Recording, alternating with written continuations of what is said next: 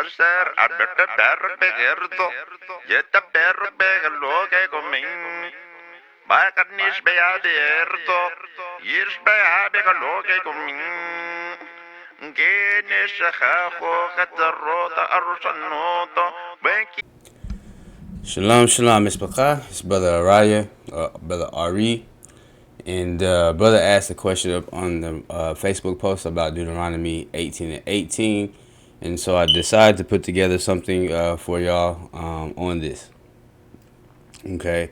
So it says, a prophet like unto Moshe. Who does the text say it is?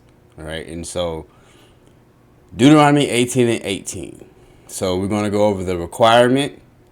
And we're going to go over Deuteronomy 18 and 18, the grammatical requirements, why Joshua fits, the grammar that supports Joshua, and the textual fulfillment, and then we'll end it with a summary, okay? So, Deuteronomy 18 and 18. A lot of people say that it was Christ. A lot of people say it was any prophet. And the ones that say it would be any prophet would be a lot more closer than the ones that say that it is Christ, okay? But we're going to go into this language, into this grammar, and we're going to see exactly what it says and who it points to. So the requirement. So what is the requirement? The requirement, 1, is a prophet. 2, they will be raised up by the Most High. 3, they will be like Moses. Now, when it be like Moses, Moses led the people. He brought the Torah. He instructed the people. He guided the people. He led the people. And he also judged the people. Okay, and he fought, he led the people in battle. All right, Hashem, the Most High's words will be in his mouth. He will receive his commands from the Most High. It will be a single individual, and it requires a Mosaic successor / prophet. So it has to be a successor from Moses, and it has to be the things that Moses did. Okay. So they have to lead the people, they have to teach them Torah, they have to judge them, and they have to do a bunch of other things. Hold on just a second.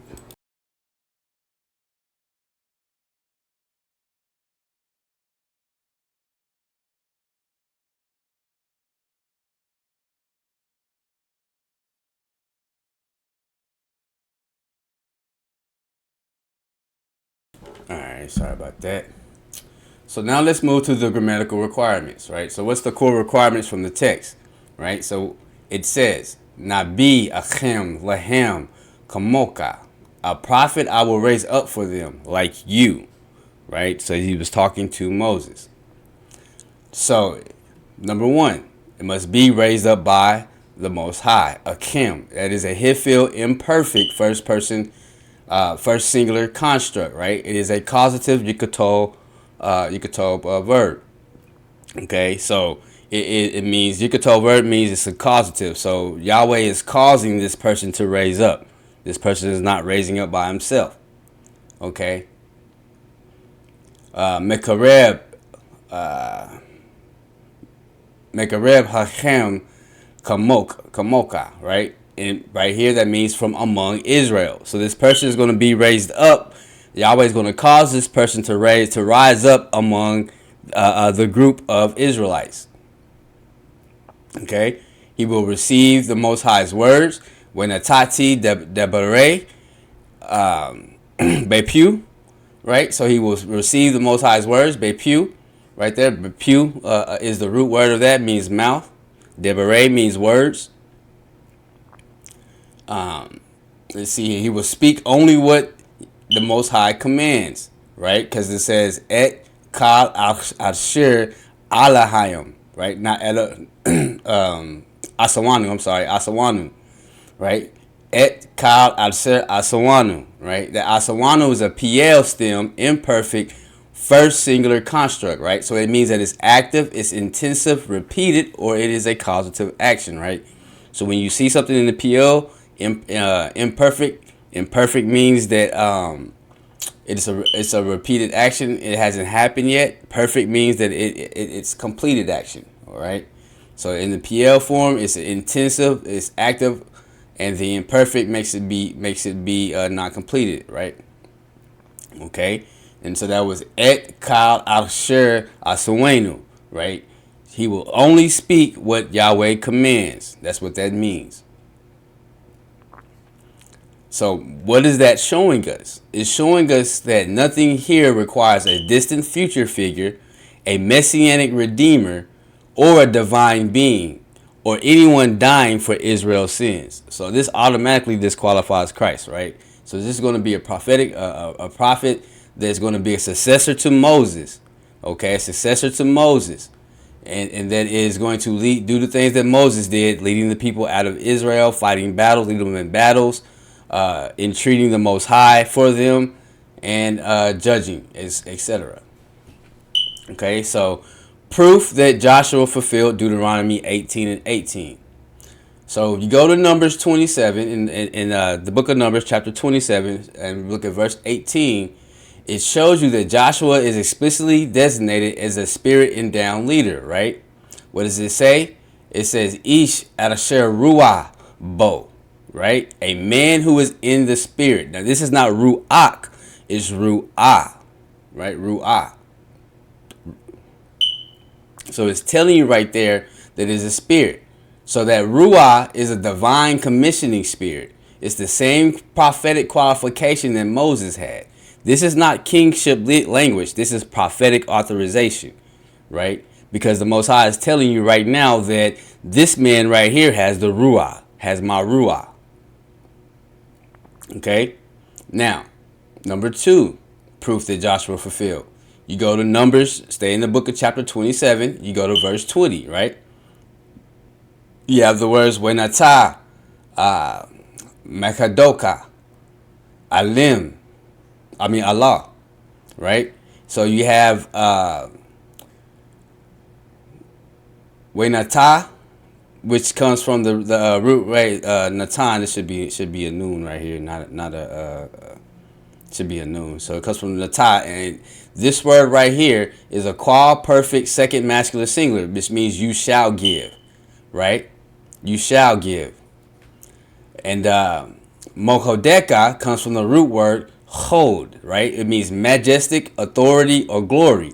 So it's telling, in this verse, it's telling Moses to give some of your majesty, splendor, and your glory that I have given you upon Yehoshua ben Nun, right? Place your hands upon him and transfer some of your glory onto him, right? And that word mehodka, let me say it right. It has a partitive from the word mem, right? And what is a partitive? So let me show you guys what a partitive is, just so you'll know. This is a partitive. In Hebrew grammar, a partitive used the preposition mem as the mem, often written as mem or assimilated into the next letter, signifies some of, part of, or from a portion of. Like in min ha'aretz, from the land, or min ha'adam, some of the people, indicating a selection from a larger group or a whole. So what is it showing you right here?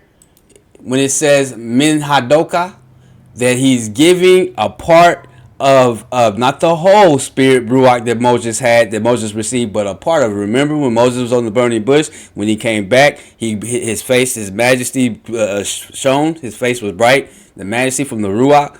So he gave a part of that to Joshua, and it shows you right here in Numbers verse 20, right here when it says chod, min chodeka, right? Min chodeka Allah, right? Allah with the I, with the A, Allah, right? So it says, and Allah means upon him. So this right here is telling you this is direct succession language. This is not an idiom, and this is not a metaphor. This is direct, right? And the parallel verse is Deuteronomy 18:18. I will put my words in his mouth. Right? Well, that's not the parallel. That's one of the next one. I will put my words in his mouth. And so where do we see this in? We see this in Numbers 27 and verse 21. When Joshua speaks and leads by the mouth. Right? Al pu. Yediu. Alpu, Yehu, Wa'al, Pu, Yebeu, right? Yebeu. This is exact syntactical parallel to Deuteronomy 18 and 18, right? Because in Deuteronomy 18 and 18, what does he say? He says, Bepu deber, right? And then here in Numbers 27:21, what do we have? Bepu, the same word. Both use pu, which means mouth, or command, right? And both command mediation. It's exclusive obedience. This is prophetic speech authority. This is not priestly. This is not kingly. Okay, this is prophetic speech. You have the same words that are being used when it says they will. I will raise up a prophet from them, from among their brothers like you, and will put my words in his mouth, and he shall speak to them all that I command. Right, and we have right here that in verse Deuteronomy 20, not Deuteronomy, but Numbers 27:21. What do we have? We have, and before Eleazar the priest, he shall stand, and who shall inquire for him by the judgment of the Urim before Yahweh at his word. They shall go out and at his word. And both of those words for word is pew, right? They shall come in, he and all the sons of Israel with him, and all the congregation. Wakah ha'edah. Yisrael ito wakah ha'edah. Right? And so that right there showing you that this is prophetic speech, has the same root words and everything, right? So the same commands, right? He got the glory put on him, and he has the commands. So now let's look at the clause by clause grammar analysis, right? So what do we see in Yehoshua ben Nun, right? Proper noun plus patronymic. There's no ambiguity. This singular noun is singular masculine, right? It matches not be, which is singular in Deuteronomy 18 and 18. So what is this showing us? This is showing us that the prophetic qualification is complete, right? And we also have more proof when we go to Deuteronomy 34 and 9. And the grammar is showing us that. What do we have here? We have Malay, Ruah, Hokmah. Malay, Ruah, Hokmah, right? And what is the grammar for that? So Malay is a call, passive, perfect third masculine singular, right? Ruah means spirit or divine empowerment. Hokmah is functional wisdom, symbolizing leadership and instruction. This is the same Ruach mentioned in Numbers 27 and 18, right? The same grammatical form. So let's go to continue. Deuteronomy 18 and 18 requires divine speech authority. Deuteronomy 34 and 9 confirms full spiritual endowment. The causal clause confirms lawful transfer, right? It confirms lawful transfer. Ki, Samak, Moshe, Et, Yada.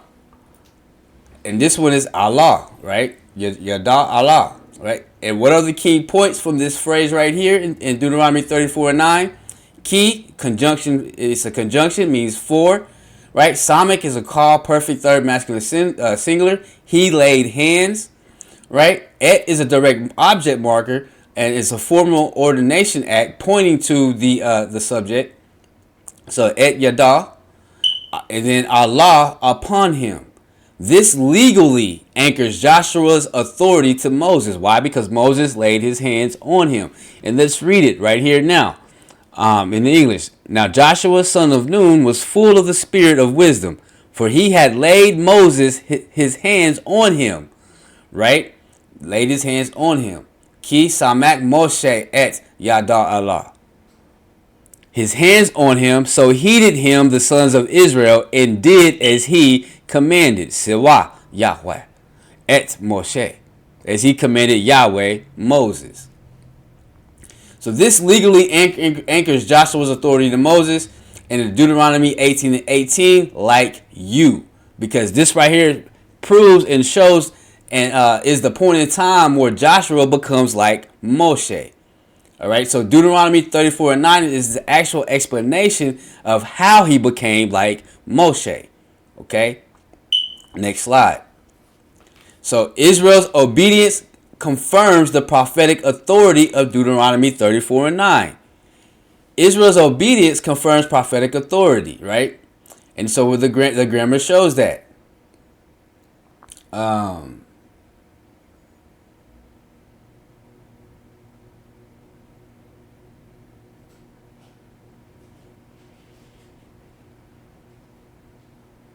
Yeah, so the grammar is showing it. Right here you have the Wayiktal, third masculine plural. They listen, obey, and it's a Wayiktal.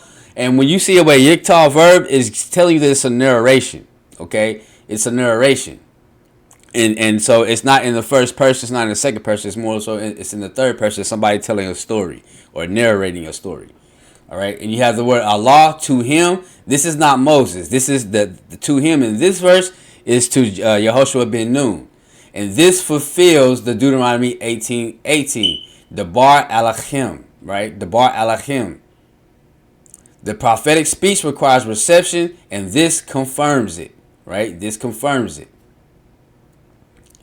Now we're going to perfect closure with the identical command formula of 34 and 9, right? This is the decisive closure clause. So you compare Deuteronomy 18 and 18, et kal ashur asawenu, to Deuteronomy 34 and 9, right? Ka ashur sawo yudewahe et Moshe, right? So you compare those two, and you see the same root for Sawo and Asawenu, right? The same root for Asawenu, right here, Asawenu, and Sawo. Sawa, I mean, you have the same root, H6680. So it's showing you the same obedience formula, same divine authority chain, that and the people obeyed Joshua as if Moses was speaking, because Joshua now speaks what Yudhe-Wahe commanded Moses. Okay, and that's what it's showing you right here through the grammar. So the structural closure argument. So the argument that we're presenting is Deuteronomy 18 and 18 equals a promise. I will raise up a prophet like you. Numbers 27 is the installation of that prophet like Moses. Spirit and authority is transferred. Deuteronomy 34 and 9 is completion of that prophecy of Deuteronomy 18 and 18. The spirit is confirmed, authority is recognized, obedience is enacted, command formula closed. All right. Then, for the last but not least, immediately after Deuteronomy 30 and 10, what does he say? Welo, calm, nabi, od, Yisrael, komesh, Yisrael, komoshe. Right? By Israel Komoshe, meaning Moses is unique, Joshua is his authorized successor. Because what does it say? But then not there has arisen a prophet since in Israel like Moses. Right? So the promise is not left open.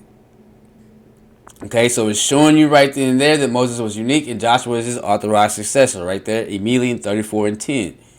Now, let's go to Joshua 3 and 7. Right? Joshua 3 and 7. Okay, and the Most High declares parity with Moses, right?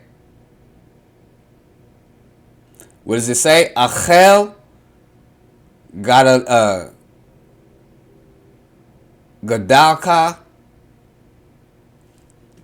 B'nai Kal Yisrael, right? Achel Gadalka B'nai Kal Yisrael. So you have Achel Gadal. I'm sorry, I can't say it right. Ahel Gadelka. Ahel Gadelka. I will begin to magnify you. Right? Achel is a him-filled, imperfect first singular construct. I will begin. Gadelka is a PL infinitive, second masculine singular with the suffix ka, which means which the ka makes it possessive. To magnify you, right? It's possessive to the person he's talking to. This is deliberate initiation language. Joshua's exaltation is not future, it's not distant, but it begins right at that moment. Okay? Further proof that Yahweh caused him to be raised up. Just like Yahweh said in Deuteronomy 18 and 18, I will cause a prophet to be raised up from among your brothers. Right? Now, Yahweh declares parity with Moses continued. All right, so purpose clause establishes public recognition, right? So, Ashur Yedeu. so that they may know, right? And Yedeu is a call perfect third masculine plural. Knowledge is corporate, not private. This fulfills Deuteronomy 18:18's requirement that prophet speak to them, right? Because he is receiving the words from Yahweh to give, to convey, and pass along to Israel. This shows explicit parity for formula with Moses, right? The exact equivalence, just as ki ashur, ka ashur. You have the call perfect first singular construct, I was. Hayati. You have the call imperfect first singular construct, I will be. Iye, right here, Iye, which you also see in Exodus 3:14 or 3:15. This is the strongest possible grammatical equation, that Joshua equals Moses authorized continuation. Okay? And then we'll go to Joshua 4:14. The people respond exactly as required. Divine exaltation is completed, right? What does it say? Gadelka. PL perfect third masculine singular. He magnified. Who magnified Joshua? The Most High did. The subject was Yahweh. The object was Joshua. Joshua 3:7 is the initiation. Joshua 4:14 is the completion. Fear equals covenantal obedience, right? Fear equals covenantal obedience.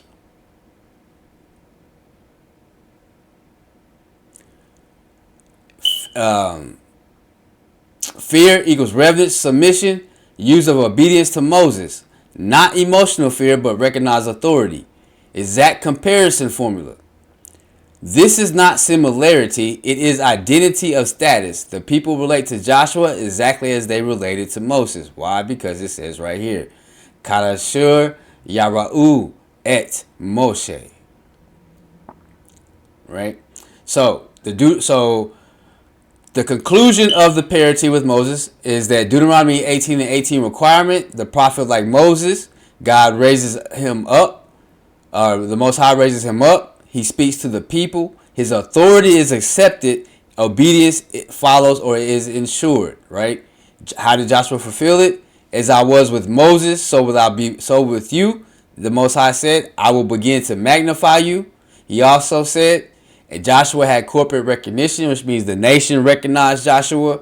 Israel feared Joshua, and they had the same fear of Joshua as they did of Moses. Okay? So what is the final conclusion of this presentation today? The final conclusion is Deuteronomy 18:18 is a succession. It's a succession promise. Numbers 27 performs the transfer. Deuteronomy 34:9 formally closes the prophecy. Joshua is the prophet like Moses within the Torah. No future figure is grammatically required or expected. This is a self-contained Torah fulfillment. All right, and so let's put to bed all these false doctrines about Christ and this and that, and start getting. This is why I push Hebrew literacy and learning the language. I don't want you guys to follow me and this and that, or to me to be no type of leader. I just want you guys to start learning the language and start seeing things for yourself, so you can start pointing out lies and you can start deciphering between truth and fiction. Okay, so until the next video, I have a couple of videos up in the working on this Psalms 110, the two Adonais, and Adonai and Adonai, working on keeping the Sabbath in the exile, and we have some more scholarly material that we're going to read, and a couple of other videos that come up. And so we try to release at least at minimum 2 videos a week. If we have enough time, then we upload enough videos for the entire week and release a video every day. All right, so until the next video, I bid you guys shalom, shalom, and lehitorot mispaka, Baruch Hashem.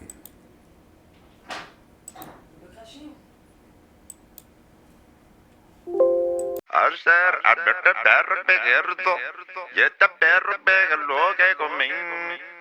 Ba carnish beaderto, yish begelo que comin. Genesh khaho khatarota arushanoto, bekini sataro meganai. Asher hamita berro begeronto, Yetembero bekaloge komin. Wagen isbe abiken robo, isbe abiken loge komin. Geni shaka ho kanda rota ursonoto, wenkini sataro mekanai.